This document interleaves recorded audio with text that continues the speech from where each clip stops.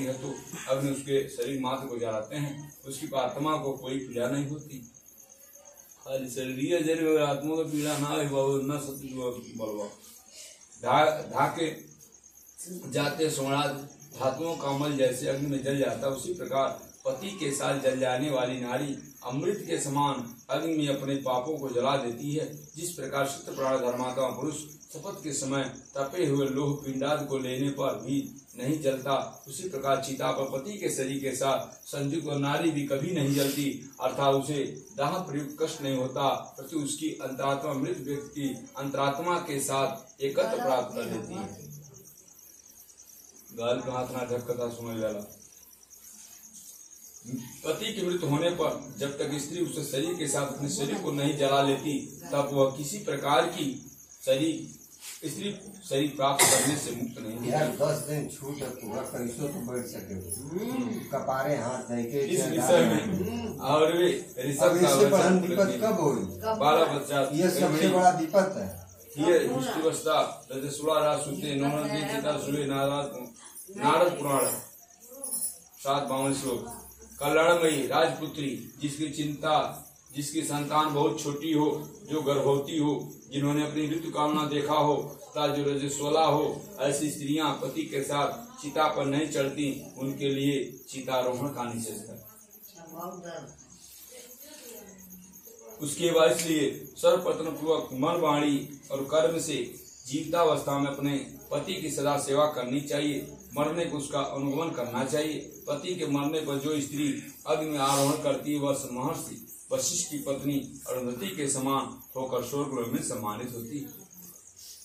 भाई पति अगर मर जाता तो चिता में अपने लेकर के अपने पैर पे अगर मान ला आदमी मर गए तो औरत तो पे लेटा जाए कैसो, लेकिन औरत मर गई तो आदमी जाके लेटी हो पे तो आगे मिलेगी लिखे वाला भी चूतिया। उसके बाद वो कैसी मिलेगी? वो स्वर्ग में सम्मानित होती है। अरुंधति की काम अरुंधति कैले वशिष्ठ की पत्नी, वहाँ वह परित्राण नारी अप्सराओं के गुणों के द्वारा स्तूयमान होकर 14 इंद्रों के राज्य कल्प पर्यंत अर्थात एक कल्प तक अपने पति के साथ स्वर्ग में रमण करती है। जो सती अपने भर्ता का अनुमान करती है, वहाँ अपने मातृकुल, पितृकुल और पति कुल, इन तीनों कुल को कर देती है। राजस्थान में प्रथा रहा थी, आदमी मर गए तो औरत के हथौड़ा बांध के जला देता। 14 मनुओं को राज्यकाल एक कल्प कहलाता है। 14 मनुओं को यही ब्रह्म जी का एक दिन है। इसमें 1000 बार 4 युग आ जाते हैं।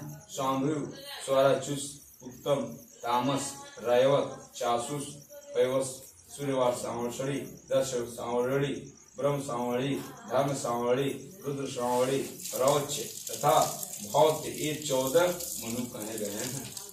मनुष्य के शरीर में 3.5 करोड़ रोम को 3.5 करोड़ रोमा है। मनुष्य के शरीर में 3.5 करोड़ रोमा।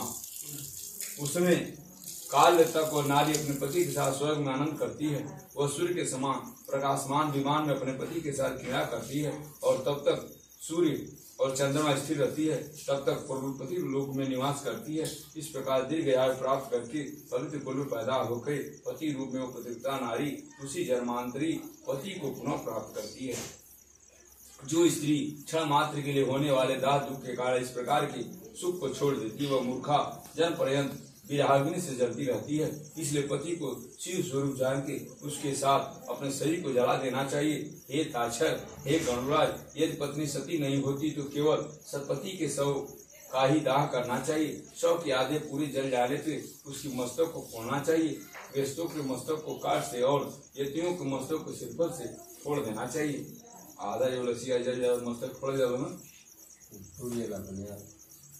होना चाहिए लिखा है। पितृलोक की प्राप्ति के उसके ब्रह्म मंत्र का वेदन करके उसका पुत्र निम्न मंत्र से अग्नि में घी की आहुति दे। हे अग्निदेव, तुम भगवान वासुदेव के द्वारा उत्पन्न किए गए हो, पुनः तुम्हारे द्वारा इसकी तेजोमय दिव्य शरीर की उत्पत्ति हो। ये इसका स्थूल शरीर जल का तुम्हारा हरी हो, तदर्थ तुम प्रज्वलित हो जाओ। इस प्रकार मंत्र सहित तिल मिश्रित घी की आहुति देके जोर से होना चाहिए। उसे घृत प्राणी प्राप्त करता।